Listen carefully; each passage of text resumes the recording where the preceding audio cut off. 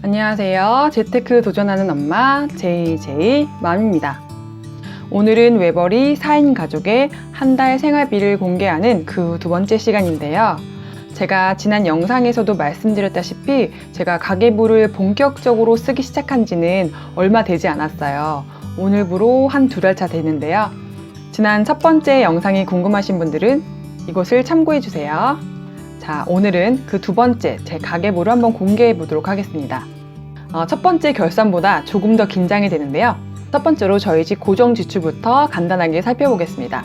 첫 번째로는 통신비고요. TV는 6,534원, 또 남편 핸드폰은 38,660원, 제 핸드폰도 28,480원, 총 73,674원이에요. 이것은 지난달과 변동이 없고요. 교육비 같은 경우에는 이번 달에 코로나로 인해서 태권도, 피아노, 또 둘째 아이 어린이집을 등원하지 않는 상태였기 때문에 교육비는 0으로 처리되었습니다. 그리고 모임비 같은 경우에는 시댁은 정기적으로 모이는 10만원, 친정은 5만원, 그리고 남편과 저의 회비가 이번 달은 6만원으로 지난달보다 만원 적게 지출이 된 상태고요. 그래서 총액이 21만원입니다. 보험은 지난달과 동일해요. 화재보험 만원, 작은아이 실비보험 4130원, 그리고 큰아이 실비보험 31,120원, 남편 실비보험 33,000원, 저의 그 실비보험과 안보험이 총 95,650원, 그래서 보험 합계가 총 209,900원입니다. 그런데 이 보험에서 제 안보험이 계속 마음이 쓰이고 있어요. 그래서 조만간 다시 한번 상담을 받아볼 예정입니다. 그리고 기타로는 청약이 20만원, 대출 98만 3,138원, 관리비 31만 1,190원, 남편 용돈 25만원. 그래서 총액이 174만 4,328원입니다. 그래서 제가 지난달 2월 21일부터 이번 달 3월 20일까지 그 사용한 고정지출은 총 223만 7,902원이에요. 그러니까 변동사항은 교육비에서 27만원 정도가 절약이 됐습니다. 이번에는 저희 집 변동지출로 넘어가겠습니다. 저희 집 변동지출의 총 예산은 100만원이에요. 그런데 이곳에 포함되어 있는 것은 식비, 생활용품, 또 주유비, 경조사비, 병원비, 미용의복비, 문화비 이렇게 포함이 되어 있어요. 이것을 100만원 안에서 쓰기로 이제 예산을 잡았는데요. 이제 하나씩 살펴보겠습니다. 식비 같은 경우에는 예산이 40만원이에요. 그런데 이번에는 43만 6,604원이 나왔습니다. 20kg짜리 쌀을 하나 구입을 함으로써 좀 지출이 있었고요. 근데 식비가 제가 생각했던 것보단 조금 적게 나온 것 같아요. 아이들 방학이 길어지면서 집에서 있는 시간이 굉장히 많아졌잖아요. 그래서 삼시세끼 챙겨주고 또 간식도 틈틈이 챙겨줘야 되기 때문에 식비가 더 많이 날 것으로 생각을 했는데, 생각을 해보니까 이런 간식 부분은 저희 남편의 용돈으로 조금씩 이렇게 충당을 했던 것 같고, 또 한 지금 2주 정도를 제가 친정에서 있다 왔어요. 그래서 그곳에서도 조금 사용한 게 있었지만 그래도 엄마가 저희 친정 부모님께서 해주시는 밥을 먹고 좀 식비를 줄인 게 아닌가 생각합니다. 그렇다고 제가 그냥 얻어먹기만은 한 건 아니에요. 저희 첫 번째 가계부 결산을 보시고 전화를 해주신 분들이 계셨어요. 4인 가족이 지금 45만 원으로 식비를 사용하는 게 좀 무리가 아니겠느냐 이런 말씀을 해주셨어요.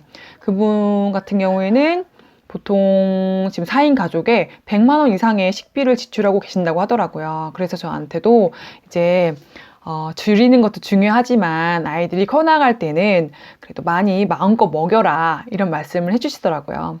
그런데 뭐 그 말씀도 일리가 있는 면이긴 한데, 또 저보다 더 적은 식비로 알차게 음식해서 드시는 가정이 많거든요. 그런 분들 보면은 돈을 적게 쓴다고 해서 못 먹는 건 아닌 것 같아요. 그렇다고 돈을 많이 쓴다고 해서 잘 먹는 것도 아니고요. 그 가정 상황에 맞춰서 조금씩 소비를 조절해 가는 게 가장 현명한 소비가 아닐까 생각해 봅니다. 그리고 생활용품 같은 경우에는 저희가 예산을 10만 원으로 측정을 했어요. 그래서 이곳에는 저희 아이의 기저귀와 물티슈가 포함되어 있고요.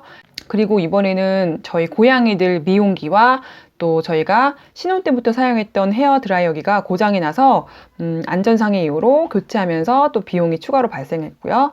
그리고 주유비 같은 경우에는 저희 예산이 25만 원 가량이에요. 그런데 이번 달에는 36만 8천 원이 나왔어요.